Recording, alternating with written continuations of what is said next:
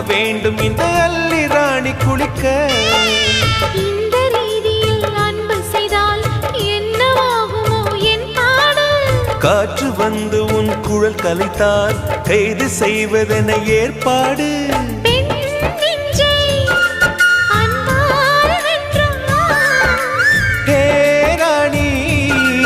அந்த இந்திரலோகத்தில் நான் கொண்டு தருவேன் நான் ஒரு பூவீதம்.